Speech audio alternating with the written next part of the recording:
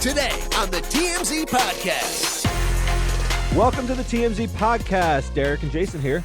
Happy New Year. Same to you. Same to you. What are we talking about today? So a couple things. First, we are going to get into the arrest made in the gruesome quadruple murders of the Idaho college students. But we'd be remiss if we didn't start the year talking about some really sad news, which is during the last, as we've been away for the last week. Sure. For the last week, we've had some deaths of incredibly famous, notable people. Some of them a bit older crowd. It's nobody shocking, I guess, but nevertheless, huge people. Huge names. I actually don't remember an end of year this sort of tragic since 2016. Right, that was since 2016 when we had Carrie Fisher and her mother Debbie Reynolds within a day of one another. We had Alan Thicke. There were a few, Prince towards the end of the year. Yes, that was big. It was a very big year, but nevertheless, these are some very, very notable deaths. Pele, soccer legend, the king of soccer. I mean, his name was just synonymous with greatness, sort of like a Wayne Gretzky or a Bob Marley, sort of singular figure in their field.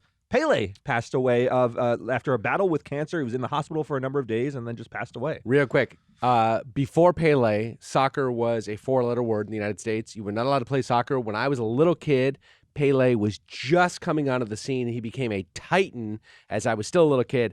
When you were a kid, he played for the Cosmos in New York. And he was already Cosmos, old. But he was old and past his prime. But nevertheless, he launched soccer in the United States, and I cannot overstate that enough. What a sport. It was not allowed to be. I knew nobody who played soccer when I was a little kid. By now, of course, it's an enormous growing sport, especially youth soccer is. All thanks to And his Pele. name spanned generations. When I was a kid, he was already sort of retired, but you would still hear in the schoolyard, like, who do you think you are, Pele? Yep. It's one of those names that you just, like, sort of immediately associate with a single sport. And, you know, this is a big death in the soccer fact world that right on the we're heels of the World Cup. preempting the deaths or leading with Pele over Barbara Walters, Pope Benedict. I mean, these are huge people. Shows how important Pele was. Barbara Walters, maybe no more important female journalists in American history. I think that's right. I was racking my brain. You've got sort of Diane Jane Sawyer, Pauley, Diane Sawyer, Katie Couric, journalists like that. But Barbara Walters was an absolute trailblazer. I've read a lot of pieces about why she was so big and significant, because each generation she had something massive. She would do those interviews with huge dignitaries, huge political leaders, and she was fearless. She would ask them questions that made them uncomfortable, everyone from Fidel Castro to Marlon Brando. And they became these iconic moments, sort of like a Larry King type interviewer. 2020 when I was growing up with Hugh Downs, and then of course, what was her swan song? I don't know if her swan song. Well, I guess now it's like 30 years old, but The View. She had The View. She also, for me when I was younger, it was the post-Oscar interview show. I guess it was pre-Oscar on the East Coast. It was post-Oscar where I grew up on the West Coast.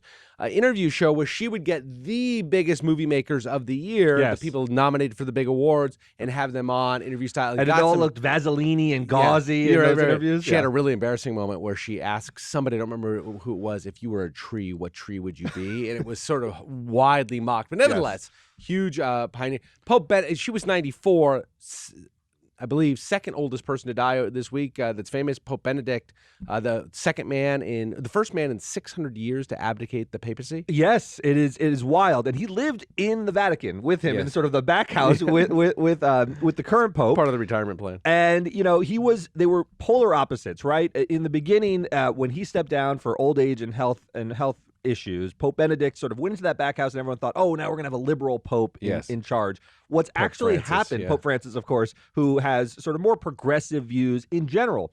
Recently, though, he's cited Pope Benedict's views and sort of retrenched into conservative. To the right. He's tacked to the right. So Pope Benedict, on his deathbed, got to see the papacy restored to the sort of conservative values that he celebrated while he was in charge. I do want to talk about Idaho. We have a couple other deaths you wanted to mention. Really quickly. Anita Pointer. I mean, I listen to the Pointer Sisters endlessly. Jump for Your Love. I'm so excited. Songs like that. Anita Pointer passed away after a long illness. She was one of the Pointer Sisters, one of the very important Pointer Sisters. Gangsta Boo from 3-6 Mafia, huge death. Hard Out Here for a Pimp was a huge Hustle and Flow. That was a very big moment in pop culture. And Jeremiah Green from Modest Mouse, the drummer from Modest Mouse, also passed away from cancer quite young, in his 40s. Yeah, so running the gamut of fame, of age, of celebrity, but tragic week. These things seem to happen towards the end of the year. Maybe there's some psychology there. we hear sort of anecdotally about how end of the year, beginning of the year kind of stuff can lead to people letting go or whatever it might be. Who knows? But nevertheless, despite the enormity of these deaths, the story that dominated the holidays was the Idaho murders, and now they have an arrest. Tell us about it, Jason. Yeah, so a guy by the name of Brian Coburger was arrested in Pennsylvania. Authorities allege that he fled the murder scene and drove himself to Pennsylvania. The four young people died: Madison Mogan, Kaylee Gonzalez, Goncalves. Is that how that's pronounced? Yes. Zana Kernodle and Ethan Chapin, four kids in their early 20s, 21 years old, University of Idaho students.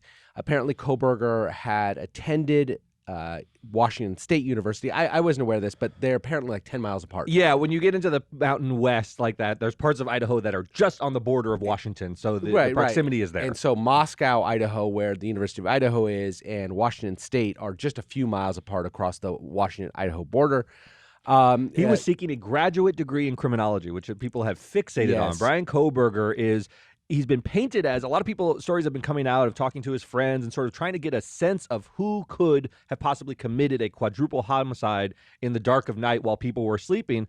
And he's only been arrested and charged with these 4 murders, but the picture that is being painted is someone who is sort of eccentric at best and sort of colorfully sort of strange in other ways. So he actually had a classmate who gave an interview. I wish I had the publication he gave it to, but I don't. And the classmate said this of him, of Coburger. He said he had to make absolutely sure you knew he was smart. He had this intellectual capacity. He said Coburger's behavior changed rapidly, especially in the days before the killings. Police heard that. They also, he is only charged, and it's important. It is very important. We've seen many, many times where all the evidence in the world seems to point to somebody. It turns out that cops were wrong, prosecutors were wrong. It happens. Nevertheless, cops do say that Coburger's DNA was found at the crime scene. That's going to be a huge issue, right? Because this is a kid who was at a neighboring university, doesn't seem to have a direct link in terms of friendship to any of these people. So the presence of his DNA in that home is going to be a big hurdle for his legal team to sort of overcome if there was no pre-existing relationship. If it's a friend or a boyfriend, their DNA can be on the scene, and there's nothing inherently suspicious have a plausible about reason. that. Your DNA is there for a reason. That's right. Why is that? What is that reason? What is that justification? Or do you not buy the DNA evidence? Cops say he's the only suspect. They say that the students can now relax. Yeah. The suspect has been caught. They are, boy, I hope they're right because they are giving an absolute assurance that they have the right guy here. For his part, his lawyer has spoken up. We haven't heard directly from Brian Coburger, but his lawyer has said, look, we're not going to waive extradition. I can explain everything that happened here because as Jason pointed it out, you've got a kid who was arrested in Pennsylvania for a murder in Ohio. It looks like he fled. Idaho, he says, for a murder in Idaho, 4 murders in Idaho. He says, it was December 18th. I drove cross country with my father in mid-December for the holidays, which is a perfectly reasonable time to drive cross country. This is not necessarily him fleeing the scene. Indicia of some sort of guilty conscience that he was trying to flee the scene. That's this is right. just a pre-planned trip that we had. That's how he is going to paint it. He was with his father. Remember, the murders happened in mid-November, so an entire month and some change had transpired, had passed before he drove to Pennsylvania, where he was ultimately apprehended. He's also waiving extradition. The reports are out there that his lawyer says, look, he thinks he's going to be exonerated of these crimes. He hasn't expressly, sort of said, I didn't commit them, but he doesn't believe that he's going to be convicted. So we'll have to see how this develops. I don't want to jump to these conclusions based on a single arrest for the reasons Jason pointed out. I mean, there's a lot that has to happen before you see this man sort of convicted of these crimes. So there's a hearing that's going to happen on Tuesday. Today's a holiday for most courts. So there's a hearing on Tuesday. Presumably we'll get more light shined on exactly what the charges are. We know it's from first-degree murder. We know that the prosecutors have said they're charging him with first-degree murder, so they don't believe at this point it was a heat of passion killing or something that happened. Instead, they're saying that he set out with malice aforethought, and premeditation to kill these 4 people, and he committed. That's the charge with what he's. And remember, the murder weapon here was identified as this hunting knife. Yes. So the idea that his DNA there is quite probable to me. If they found DNA, you're going to find the DNA of the killer, because even if you're able to slay 1 or 2 people while they're sleeping in a very sort of clean fashion before there's much of a struggle. The other two are probably going to wake up to screams. There were reports that there was a scream in the house that the neighbors sort of disregarded as that's a party house, and there's often some screams, but that could have awoken other people in the house. It's not likely you're able to commit 4 homicides by yourself without some form of struggle from some people in the house who were murdered. And so in a struggle, you're going to have defensive wounds, you're going to have scrapes, you're going to have the knife blade hitting your own hand. You're going to leave some DNA. And that's why I think what it will be critical to this case is whether or not Brian Coburger had any connection with any of these 4 people, which we haven't heard of, and why his DNA is there if that's what they found. If that's what they found, I mean, we're again taking prosecutors' word right now. They have the DNA and they've matched it to his. DNA technology has come a long way since O.J. Simpson, right, where you can really challenge the underlying basis. Now, if your DNA is found somewhere, it's found somewhere. So he's gonna obviously he's going to have to justify his DNA. And who knows what he's going to say. I want to talk a little bit about the character evidence that's being mounted here. Whenever you see an arrest of this magnitude that the media is entirely focused on, I mean, this has crossed every sort of media outlet. You're just seeing people trying to find stories, trying to learn more about Brian Coburger. A lot of the stories that are coming out are that he was a hardcore vegan, that he studied criminology. And people are seizing on these things as indicative of his guilt. It's a sort of natural tendency. We finally have an arrest. This was a huge mystery for a month and a half. It exposed sort of the Idaho cops as maybe bumbling in a murder investigation and so forth. What do you make of this, though? I read these things and I say, okay, he was a hardcore vegan. It's a long road to murder. Okay, he studied criminology. A lot of people do. Was he plotting how to get away with murder? Everyone's mind runs rampant. Well, there's a reason we have rules of evidence, right? There's a reason that courts have to, that in order to introduce evidence to a jury, it's got to meet a sufficient level of relevance that it overcomes any sort of prejudicial impact that it might have, right?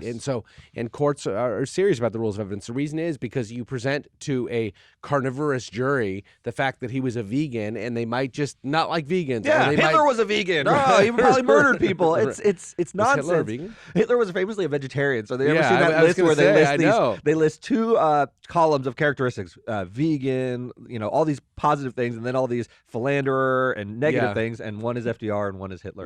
Big internet. Oh my, good people, bad people. So the fact he's a vegan is obviously irrelevant to determination of whether he killed these 4 people or would be more likely to do it. And so that's the kind of thing that would be excluded as evidence. But nevertheless, to your point, in the court of public opinion and the court of social media, these kinds of things have traction. Now, if he was obviously exonerated of this, then people would say, see, a vegan could never do something like this. So they draw the wrong conclusion either way. Right. Yes. It's going to be used to confirm whatever biases we have in one direction or another. The ultimate sanction, if Brian Coburger is convicted of first-degree murder, Idaho does in fact have the death penalty. Prosecutors have an option whether to seek it or not, and typically it's bifurcated. Trials will be, so they'll have first a determination of guilt or innocence. And once, if a guilty verdict comes down, you will then have a determination of whether or not to impose the death penalty. You do that because you don't want a jury to have the ultimate sanction weigh upon their determination of guilt or innocence. That's right. Primarily, the jury is there to determine whether the crimes were committed, and the sentencing phase is left to the judge. What sentence should I impose after this, sort of conviction? I have very little doubt that they will seek the death penalty. It's a quadruple homicide, one of the worst, most grisly crimes you've seen in Idaho. Dead of night, apparently no connection, seems sort of random serial killer-esque.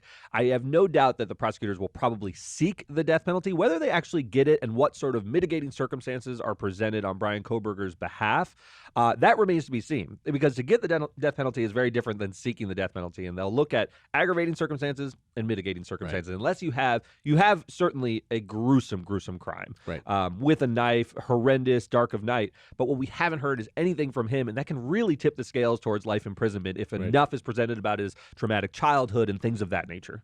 The last beat I want to hit on this is early on in this investigation, the Moscow police took a lot of heat because there were feelings that they hadn't done very much to secure the scene, to investigate the crime, and certainly it took a long time to make an arrest, given how awful the crimes were.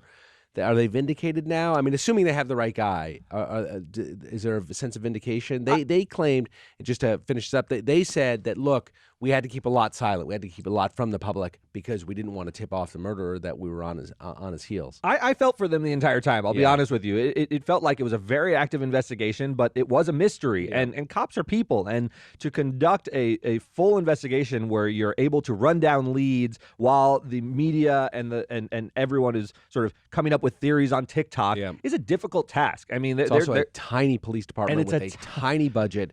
This is not CSI. They don't have the technology that other people have. They invited the FBI in, who assisted in the investigation, as they should rightly do, because the FBI has the access to resources that this small police department doesn't have.